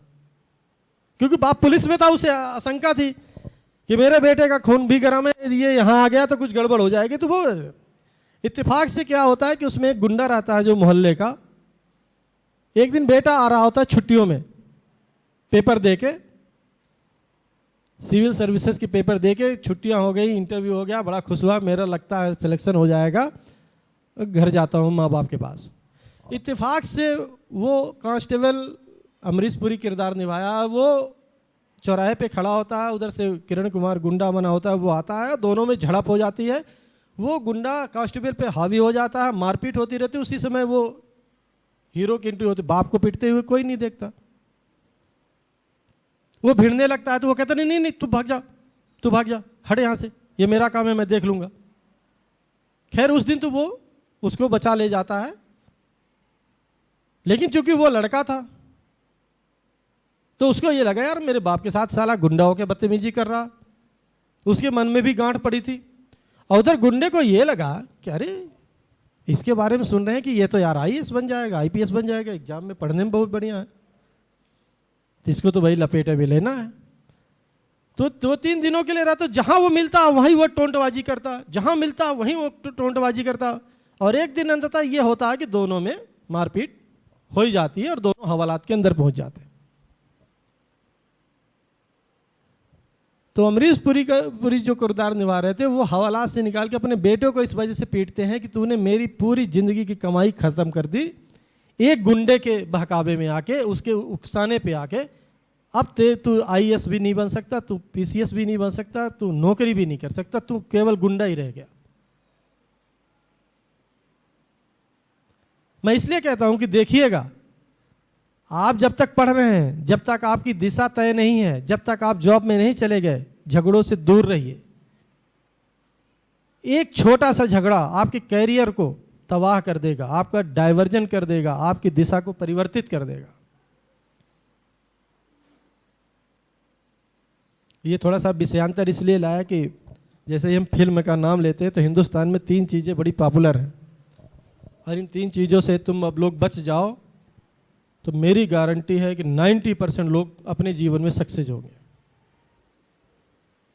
ये 3 चीजें, उसमें मैं भी पीड़ित हूं, अनुभव की बात बता रहा हूं। मैं अभी प्रेस चेयरमैन साहब को बता रहा था कि फिल्में देखने का बहुत शौक था, पुलिस में आने से पहले तक बड़ी फिल्में देखी। एक तो फिल्म, हिंदुस्तान के हर आदमी में 90%, मतलब मेजॉरिटी से मेरी मतलब है, फिल्म देखने और एक्टिंग का बहुत भूत सवार है, बहुत अंदर से कलाकार है। हम आप सभी अंदर से कलाकार है, मौका नहीं मिल रहा है। अब तो रील बन गई तो देखिए कैसे दे दनादन चल रहा है, मौका मिला तो। दूसरा क्रिकेट, और तीसरा पॉलिटिक्स। ये 3 चीजें हिंदुस्तान में बहुत जबरदस्त है। अभी ये 2 बहुत अच्छे दोस्त बैठे हैं, एक ए पार्टी के समर्थक होगा, एक बी पार्टी के समर्थक होगा, इसी में दोनों झगड़ा कर लेंगे। ना ए पार्टी का नेता इन्हें जानता होगा, ना बी पार्टी का नेता इन्हें जानता होगा, लेकिन ये एक दूसरे का सर फोड़ लेंगे, ये मेरी गारंटी। इसी तरह से फिल्म का है, फिल्म का शौक ऐसा है कि टाइम बहुत लेता है। क्रिकेट का शौक ऐसा, पूरा दिन कटा, अब तो T20 आ गया, पहले वनडे पूरा दिन लेता था। क्रिकेट का बहुत शौक है, तो यदि आप स्टूडेंट लाइफ में इंटरेस्ट रखिए नॉलेज तक, यदि आप खिलाड़ी हैं, एक्टर हैं, तो एक फील्ड चुन लीजिए, मुझे उसमें कोई दिक्कत नहीं है। आप एक्टिंग करिए, क्रिकेटर बनिए, राजनेता बनिए। लेकिन यदि आप तीनों में केवल दर्शक की भूमिका में है, इंटरेस्ट तक में है, तो ये आपका टाइम कंज्यूम करता है। ये आपको आपके पास किसी समय के लिए यदि आपका इन तीनों में इंटरेस्ट है तो आपके पास समय का बहुत अभाव रहेगा। और इनमें से आपने बचा लिया कि इंटरेस्ट तो है, लेकिन कुछ दिनों के लिए, चलो 2 साल 4 साल के लिए साइड में रख ले, तो आपके पास हर चीज के लिए टाइम रहेगा। और 3 में है तो कभी ना कभी चुनाव होता है, उसमें आप पड़े रहोगे, कभी क्रिकेट हो जाता है उसमें पड़े रहोगे, और अब तो वेब सीरीज फिल्में हैं तो उसमें पड़े रहोगे। तो आपके पास समय ही तो सबसे कीमती है भाई। 8 घंटे स्कूल में जाना है, 6 घंटे सोना है, तो 8 से 14 घंटे हो गए, तो बचे किसने 10 घंटे। अब 10 घंटे में भाई नहाना भी है, धोना भी है, ये भी करना, वो भी करना, दोस्तों से भी मिलना, तो पढ़ाई के घंटे कितने बनते हैं? स्वाध्याय के वही 2-3 घंटे बनते हैं। तो मैं अक्सर ये बात को कहता हूं कि इन 3 चीजों पे यदि इंटरेस्ट है तो थोड़ा सा उसे पढ़ते समय सीमित रखिए, तो आपके लिए अच्छा होगा, कैरियर के लिए अच्छा होगा। तो जो दोनों तरह के साइबर फ्रॉड हैं, फाइनेंशियल और जो हरासमेंट वाले केस होते हैं, उनसे बचने का तरीका ही यही है कि आप निजी जानकारी न करिए।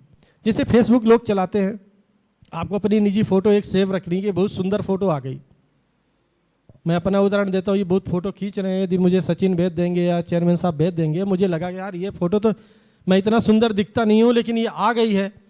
अब समस्या हमारे आपकी क्या है कि इतनी फोटो खींच रही है कि हम कभी रिवाइव करते होते देख नहीं पाते। उसके लिए हमने सोशल मीडिया बना रखा।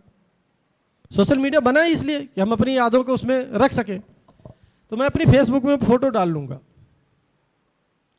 और उसमें एक ऑप्शन बहुत है, हम आप ऑप्शन के इस्तेमाल करते हैं। उसमें एक ऑप्शन है कि सभी देखी पूरी दुनिया देखे, दूसरा ऑप्शन है कि मेरे दोस्त देखें, तीसरा ऑप्शन भी आता है कि भाई दोस्तों में सिर्फ ये 5 लोग देखें, चौथा ऑप्शन भी आता है कि भाई 5 नहीं, केवल ये परिवार मेरा देखे, छठवां ऑप्शन आता है कि भाई केवल मैं देखूं और चेयरमैन साहब देखें, और 7वां ऑप्शन भी है कि केवल मैं ही देखूं, दुनिया न देखे।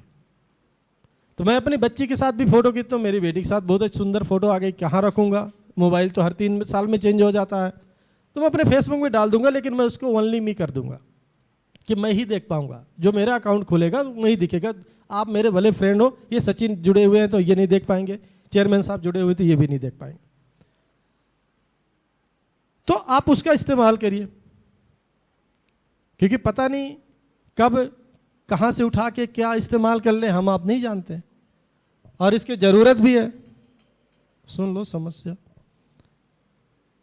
तो आपको बहुत अवेयरनेस की जरूरत है। स्टूडेंट्स के बारे में एक चीज और बता दूं कि आपको तरह तरह के ऑफर्स आएंगे कि ये विद्यापीठ है, ये एलन है,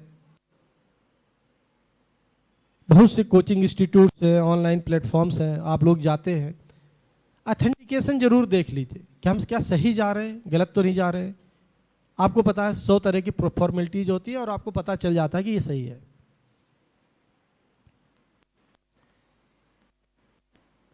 स्टूडेंट के जो बैंक अकाउंट है, एक बड़ा, अभी आपने अखबारों में पढ़ा होगा, आपको लालच दिया जा सकता है, आपके माँ बाप ने तो आपके लिए बैंक अकाउंट खुलवा दिया कि इसमें स्कॉलरशिप आएगी या मैं कुछ पैसे डाल दूंगा तो बच्चा का अपना पेटीएम चलता रहेगा, कहीं फंस गया। अब आपके पास 2 आदमी आते हैं, कहते हैं यार मैं तुम्हें 1500 रुपये हर महीना दूंगा, 3000 रुपये महीना दूंगा, तुम मुझे अपना डिटेल दे दो अकाउंट का, उसमें कुछ पैसे आएंगे, मेरा दोस्त भेजेगा, और ये कह देंगे कि उसमें यार टैक्स बहुत लग रहा है तो थोड़ा थोड़ा 4 लोगों में डलवा देंगे, तुम मुझे दे देना, मैं सबको 1-1000। आपने कहा यार बहुत अच्छी बात है, मेरे में कौन सा इनकम टैक्स का छापा पड़ रहा है, पापा देते हैं 10,000 रुपये, डाल दिया, वही खर्च नहीं हो रहा, ये तो मुझे 2000 दे रहा। कभी लालच में मत पड़िए। आपका अकाउंट का इस्तेमाल साइबर फ्रॉड के लिए किया जाएगा, मुझसे फ्रॉड किया जाएगा, आपके अकाउंट में पैसे डलवा देंगे, पहले वहां जाएगा, वहां से वहां, वहां से वहां, और वहां से निकल जाएगा, आपने दे दिया निकाल के, आप मुलजिम हो गए। एक मेरे मित्र हैं अवनीनाथ पांडे, उनका बेटा देहरादून में इंजीनियरिंग कर रहा है और उसके साथ ठीक वही हुआ। उसके और उसके फ्रेंड का अकाउंट एक तीसरे व्यक्ति ने दे दिया। बोले यार मैं 5,000 रुपये तुम्हें दूंगा, मेरे पापा वहां से पैसे भेज रहे हैं और वो मेरे अकाउंट में आ नहीं पा रहा, तो तुम दोनों के अकाउंट में दे दो। दे दिया। बच्चे थे, उनको 5,000 रुपये मिले भी, लेकिन जब जांच हुई तो उनका अकाउंट ब्लॉक हो गया। अब ब्लॉक हो गया तो मेरे पास आए, मेरठ से हुआ था कि साहब ऐसी ऐसी बात है बच्चे का। तो हमने कहा पैसे कहाँ से आए थे? बोले फला ने, एक आदमी आया था, वो कॉलेज में पढ़ाता था, पहले काम करता था, उसने कहा तो हमने दे दिया था। अब वो आदमी कहाँ है? अब उसे ढूंढो। खैर वो फर्दर इन्वेस्टिगेशन की बात है, लेकिन लड़के की मानसिक परेशानी 3 दिन तक रही, 4 दिन तक रही। वो आए, उसके पिताजी आए, पैसे वापस करने पड़े उनको। जितने उनके अकाउंट में आए थे उन्होंने बच्चे का कैरियर बनाने के लिए अपने से दे दिए, क्योंकि गलती तो हमारी है। आखिरी बार तो हमारे अकाउंट में पैसा आया, हमने कैश निकाल के उन्हें दिया, तो ये माना जाए कि पैसा तो हमने इस्तेमाल किया। खैर सेटलमेंट किसी तरह से करवाया गया, उनको अपनी जेब से पैसे देके 25,000 रुपए जहां से फ्रॉड में आए थे वो सब पूरे देने पड़े, जबकि उसके अकाउंट में केवल एक में 10 आया था, एक में से 5-10 आया था, लेकिन उसे 25,000 रुपए देने पड़े, इसलिए कि बेटे पे केस में नाम ना आए। तो आपको इस तरह से भी लालच दिया जाएगा कि आप अकाउंट दे दो, आप मोबाइल नंबर दे दो। तो जागरूकता ही बचाव है, मेरा केवल ये कहना है। बाकी आप लोग सभी जानते हैं कि फिशिंग क्या है, फर्जी अकाउंट क्या है, ओटीपी से फ्रॉड कैसे होता है, आपको फर्जी एप्स डाल के कैसे फ्रॉड होता है, ये सब चीज़ें आज का हर आदमी जानता है। लेकिन यदि थोड़ा सा लालच पे कंट्रोल करेंगे, थोड़ी सी बुद्धि का इस्तेमाल करेंगे, तो कभी इसके झांसे में नहीं आएंगे। खैर आप लोगों ने बहुत समय दिया, 10 मिनट मनीषा को कहूँगा वो थोड़ा सा महिला हेल्पलाइन के बारे में बता दे, और लड़के भी सुन लें, क्योंकि सबसे ज़्यादा शिकार उसका प्रतिकूल प्रसर लड़कों पे ही होता है। तो लड़कों को ज़्यादा ध्यान से बात सुननी चाहिए बजाय लड़कियों के, क्योंकि एक दाग ये समझिए कि जिंदगी खराब कर देता है, माता पिता की पूरी अपेक्षाओं पर, आपके पूरे कैरियर पर खत्म कर देता है एक झटका। आप कितने भी बुद्धिमान हैं, कितने भी प्रिंसिपल साहब आपके कहें कि यार बहुत बेहतरीन लड़का है, भविष्य में ये कुछ करेगा, एक छोटी सी गलती, मामला फिनिश। आप लोगों ने काफी कुछ सुना और एक अवसर दिया आप सभी ने, उसके लिए आप सभी का धन्यवाद। जय हिंद।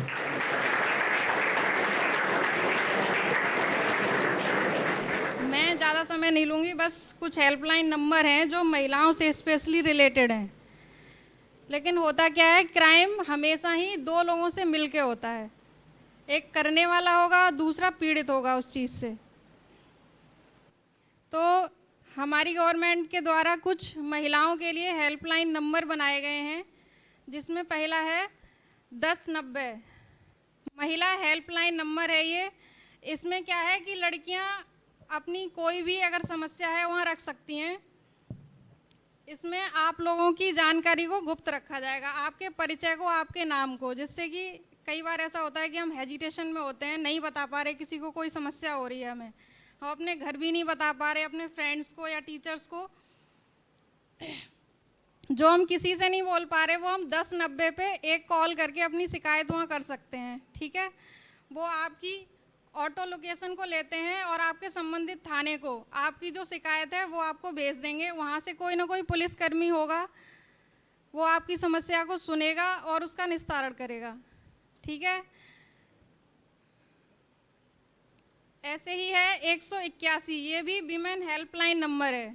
ठीक है, अगर इस पे कॉल नहीं लगती है 1090 पे, तो आप 181 इस टोल फ्री नंबर पे कॉल कर सकते हैं। 112 है पुलिस आपातकालीन सेवा, जो कि किसी भी स्थिति में आप यूज कर सकते हैं। कहीं कोई एक्सीडेंट हो गया या पुलिस की आपको कैसी भी नीड है, आप घर जाना चाह रहे हैं लेकिन अकेले हैं, रास्ता सुनसान है, बिल्कुल कोई हेल्प नहीं मिल रही, तो लड़कियां इसको यूज कर सकती हैं कि वो जो पुलिसकर्मी होंगे वो आपको आपके घर तक छोड़ के आएंगे। 102 हेल्पलाइन नंबर है, जो आपकी गर्भवती महिलाएं हैं अगर उनको कहीं प्रसव पीड़ा स्टार्ट हो जाती है, आप आस पड़ोस में कोई और नहीं जानता, लेकिन आप उस चीज़ से अवेयर हैं, तो आप 102 नंबर पे कॉल करके एम्बुलेंस को बुलवा सकते हैं। ठीक है, ये 102 किसके लिए है? जो प्रेग्नेंट लेडी होती हैं उनके लिए। ठीक है, 108 आपका जो हेल्पलाइन नंबर है वो नॉर्मल जैसे एक्सीडेंट हो गया उसके लिए 108, और 1090 है चाइल्ड हेल्पलाइन नंबर। जैसे कहीं आपको लग रहा है कि किसी बच्चे को किसी ने मतलब उससे कोई रिलेशन नहीं है, वो उसको नहीं जानता है, लेकिन वो बहला फुसला के उसको लेके जा रहे हैं, या आपको लग रहा है कि उसको नीड है हेल्प की, लेकिन आप अकेले हैं, आप नहीं कर पा रहे उसकी हेल्प, तो आप क्या करेंगे? चुपके से 1098 एक चाइल्ड हेल्पलाइन नंबर है, इस पे आप कॉल करके उसकी शिकायत कर दीजिए। ठीक, पुलिस जो वहाँ की संबंधित पुलिस होगी वो ऑटो लोकेशन ले लेगी आपकी और उस जगह पहुंच जाएगी, उसको कुछ ना कुछ हेल्प जरूर मिल जाएगी।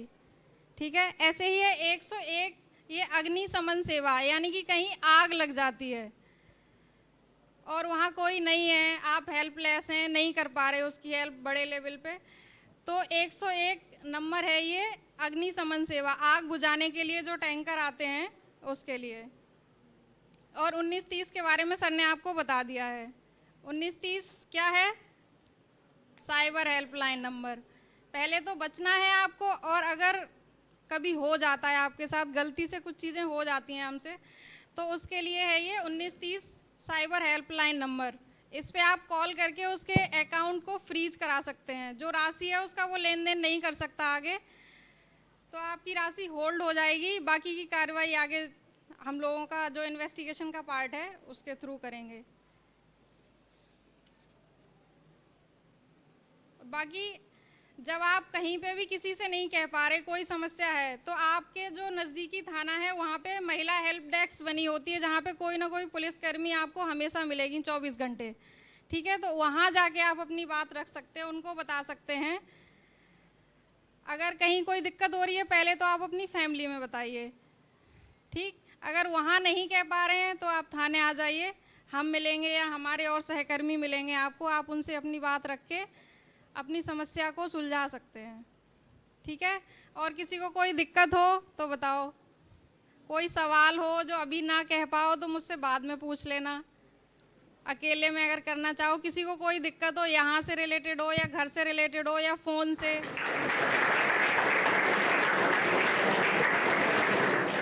Morning sir, my name is Ananya from class 11 commerce. I want to ask कि जैसे आपने अभी कहा कि जो आपके पास कॉल आता है उसमें कि वो डीएसपी है या फिर इनकम टैक्स ऑफिसर हैं, उसको ब्लैकमेल करता है सामने वाले पर्सन को, तो उसके लिए गवर्नमेंट ने क्या स्टेप्स उठाए हैं? I just want to know about that. Good question Ananya. ऐसा है कि जो इस तरह के अपराध होते हैं, तो मैंने कहा जैसे ये नवीन है हमारे यहाँ और एक लेडी कांस्टेबल है, 3 लोगों की एक टीम हर थाने पे है जो केवल साइबर से संबंधित मामलों को सुनती है, उनकी हेल्प करती है। यदि एक लिमिट है, उसके बाद हमारे ऊपर एक साइबर थाना है, जिले में एक साइबर थाना भी है, वहाँ पर एक बड़ी संख्या में पुलिस वाले हैं और एक्सपर्ट पुलिस वाले हैं जो उस पूरे मामले की जांच करते हैं, और जो विधि के लॉ के अकॉर्डिंग टू लॉ कार्रवाई बनती है वो हम करते हैं। तो सरकार ने एक पूरा प्रॉपर चैनल बना रखा है कि अब जैसे मान लीजिए दौराला है, तो दौराले में थाना सबसे नियरेस्ट है, तो वहाँ भी आपको मदद मिलेगी। यदि उनसे नहीं सुलझेगा तो वो वहाँ साइबर थाने को भेजेंगे कि भाई इसमें और फर्दर इन्वेस्टिगेशन की ज़रूरत है। तो एक पूरी चैन है। तो यदि आपको कोई इस तरह के व्यक्ति कहता है कि मैं फला बोल रहा हूँ, आपको हाउस अरेस्ट किया जाता है। नथिंग, कुछ नहीं है। आप कहिए कि जो भी बात करनी है, यदि मुझे आप कॉल कर लीजिए, मैं अपने लोकल पुलिस स्टेशन या चौकी में चली जाती हूँ, आप वहाँ आ जाइए। फ्रॉड होगा बिल्कुल मना कर देगा, बिल्कुल नहीं आऊँगा। बाकी वो फ़ोन में कुछ भी धमकाता रहे, उससे आपको बिल्कुल डरने की जरूरत नहीं। जो डर गया सो मर गया। Good afternoon sir. Sir my name is Vanshika from 11th commerce. Sir मुझे ChatGPT के बारे में पूछना था कि बहुत सारे स्टूडेंट्स हैं जो अपने प्रोजेक्ट के लिए ChatGPT का इस्तेमाल करते हैं, हम उसको अपनी पर्सनल डिटेल्स भी बताते हैं, इनका डिसएडवांटेज क्या होता है? Good question. देखिए हेल्प है, वैसे तो मैं ये कहूँगा कि स्टूडेंट्स को तो अपने बुद्धि को इस्तेमाल करके जवाब देना चाहिए। चैट जीटीपी इस लेवल पर यदि आप इस्तेमाल करेंगे, कोई भी एआई टूल्स इस्तेमाल करेंगे, इसका मतलब है कि आपने अपने मानसिक विकास को रोकने का प्रयास किया। लेकिन यदि जरूरी है, प्रोजेक्ट बनाना है, आइडिया लेना है, तो आपने ले लिया, तो आप उसमें उतनी फर्दर डिटेल डालते हैं। खासकर आपका जो डेट ऑफ बर्थ है वो एक सेंसिटिव डाटा है, तो कोशिश करिए कि उसमें आप एग्जैक्टली डेट ऑफ बर्थ ना डालें, क्योंकि आपको तो उससे एक आइडिया ही लेना है रफली। कोई ऐसा तो नहीं कि आप उसी को सबमिट कर रहे हो, आप उससे एक आइडिया ले रहे हो। इसी तरह से आप टोटली कोई जानकारी ना दीजिए। आप अपना ईमेल दे देते हैं, कोई दिक्कत नहीं, वो मैंडेटरी है।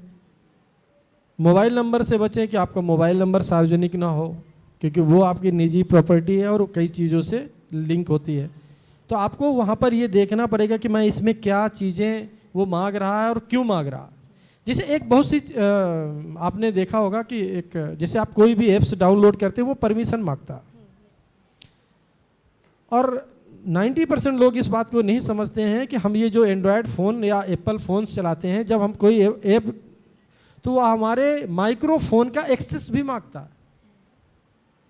आपकी इस माइक्रोफोन का एक्सेस मान रहा है, जबकि उससे कोई मतलब नहीं। हमने कैमरे का ऐप डाउनलोड किया है, ब्यूटी प्लस, और वो माइक्रोफोन मांग रहा है एक्सेस। क्यों मांग रहा है? क्योंकि वो हमारी आवाज को सुनना चाहता है, वो डाटा को रखना चाहता है, नहीं तो ऐप ही नहीं चलेगा। तो हम बहुत से चीजें ऐसे देते। आपको कभी कभी आश्चर्य होता है कि भाई हमने तो यार ये 2 बार आपस में बात कर रहे थे और ये हमारे मोबाइल में अब वही चल रहा है। तो हमने एक्सेस दे रखा है, हर ऐप को हमने परमिशन दे रखी है। तो जब आप ऐप डाउनलोड करते हो तो आप ये जरूर देखिए कि ये क्या क्या हमसे परमिशन चाह रहा है। अरे कैमरे का ऐप है तो ये हमारी आवाज क्यों सुनना चाह रहा है भाई? ये एक सोचने वाली बात होती है।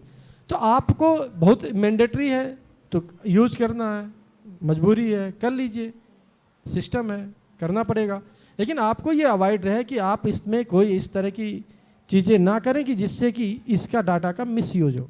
मैं वही बात कर रहा हूं, जागरूकता ही बचाओ, यूज भी करना है और बच के भी रहना। तो आपका क्वेश्चन बिल्कुल सही है कि हम जब एआई का इस्तेमाल करते हैं तो हमें डिटेल भी अपनी देनी पड़ती है। फिर डिटेल तो देनी पड़ेगी तभी वो एआई काम करता, नहीं तो करता नहीं है। तो हमें ये देखना कि हम क्या उसकी डिटेलिंग कर रहे हैं, क्या वो हमसे चाह रहा है और क्यों चाह रहा है। ठीक है।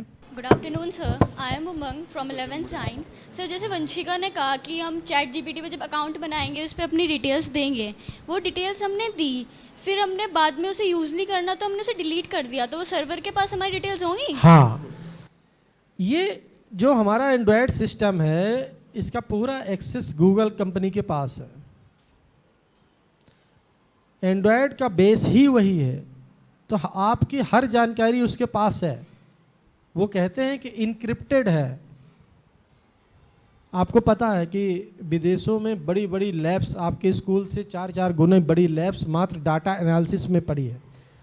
आज मार्केटिंग का सबसे बड़ा जरिया है डाटा एनालिसिस। वो क्या होता है, आप 1 घंटे मोबाइल चलाया, आपने अपने इंटरेस्ट की चीज़ खरीदी, देखी केवल, मान लीजिए कि किसी को गाड़ियाँ बहुत पसंद है, उसने 100 तरह की गाड़ियाँ सर्च करी, वो आदमी, वो डाटा एनालिसिस ये हो जाता है कि इस आदमी को गाड़ी खरीदने का मन है, तो वो उसी को फिर एडवर्टाइजिंग कंपनियों को बेच देंगे कि ये आदमी आजकल ये बहुत सर्च कर रहा हो तो इसको दे एडवर्टाइजमेंट, दे एडवर्टाइज। आप देखेंगे वही फिर दिखेगा आपको। आप एक जूते का देख लीजिए कि मुझे स्पोर्ट्स शू खरीदना, फिर जूते ही जूते दिखेंगे। तो ये आपके उसी डाटा का इस्तेमाल कर रहे हैं। जैसे कि आपको याद होगा कि आप पिज्जा खरीदते हैं, बर्गर खरीदते हैं, वो कहता है सर नंबर लिखवा दीजिए। मॉल में जाते हैं, नंबर जरूर लेते हैं। वो डाटा इकट्ठा कर रहे हैं। फिर वो कहेंगे आज फ्राइडे है, छूट मिल रही है, खट से आपको मैसेज आएगा। अब आप उस छूट के चक्कर में 2 पिज्जा और खरीदते हैं। मॉल में कोई ऑफर दे रहे, तो डाटा तो वो इकट्ठा करेंगे और कुछ डाटा आपको देना मजबूरी भी है, मोबाइल नंबर के बिना देना काम नहीं चलता है। तो मैं इसीलिए कहता हूं कि आपको वहां भी कॉन्शियस रहना, सचेत रहना कि ये ऑफर तो दे रहा है, तो ये हमारे लिए कोई स्पेशल ऑफर नहीं दे रहा है। ये फ्राइडे को कम खाते होंगे इसलिए उन्होंने उस दिन ऑफर शुरू कर दिया। उनका भी आप ही लोग में से जाएंगे पढ़ लिख के वहाँ कंपनियों में काम करेंगे, यही एनालिसिस करेंगे, कुछ मार्केटिंग में होंगे, कुछ सेल्स में होंगे, कुछ एडमिनिस्ट्रेशन में होंगे, कुछ डाटा एनालिसिस करेंगे, यार कैसे बिक्री बढ़ाई जाए। उन्होंने देखा यार इस दिन में कम बिक्री होती है, तो उस दिन में ऑफर चला दिया, सबको मैसेज कर दिया, 1 लाख 2 लाख 1 करोड़ मोबाइल नंबर है, सबको मैसेजिंग कर दी।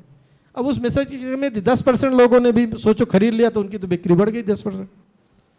तो वो थोड़ी सी आपको अवेयर रहने की जरूरत है कि हम क्या दे रहे हैं। जहां भी हमें कहीं अकाउंट बनाते हैं, अकाउंट पूरी तरह से डिलीट नहीं होते हैं। ये हमारी एक गलतफहमी है कि ये अकाउंट हमने डिलीट कर दिया। वो आपने डिलीट कर दिया, ठीक है, आगे कहानी नहीं बढ़ेगी, लेकिन जितना चला गया उतना तो है, वो रहेगा। Good afternoon sir, my name is परी कौशिक फ्रॉम 11th कॉमर्स। मेरा सवाल ये है कि चैट जीपीटी को नॉर्मली आप सब यूज़ कर रहे हैं और वो ये बोलता है कि वो सेफ़ है अभी सभी इन्फॉर्मेशंस के लिए, वो कोई इन्फॉर्मेशन लीक नहीं करता। लेकिन जब प्रोजेक्ट्स वगैरह करते हैं तो इन्फॉर्मेशन देनी पड़ती है और वो उसकी हिस्ट्री में सेव रहती है। अगर इन फ्यूचर वो हमारी इन्फॉर्मेशन का मिसयूज़ करेगा तो गवर्नमेंट क्या स्टेप लेगी? तो उसके लिए वही देखिए, वो डाटा प्राइवेसी का उल्लंघन है और उसके लिए फिर वही होगा, केस रजिस्टर्ड होगा और जो आपके डाटा का मिसयूज हुआ उसके अकॉर्डिंग फिर आपको केस रजिस्टर्ड करवाना पड़ता है। फर्दर इन्वेस्टिगेशन होती है, जो कार्रवाई बनती है करती है, क्योंकि उन्होंने ये कह रखा कि हम इसका मिसयूज नहीं करेंगे। Thank you, sir, for such a powerful and eye-opening session. Your real-life examples and practical tips have given us a clear understanding of how we can protect ourselves online. Let us all remember, cyber safety begins with awareness, and we, the youth, must lead the way in using technology with responsibility and caution. Thank you so much, sir.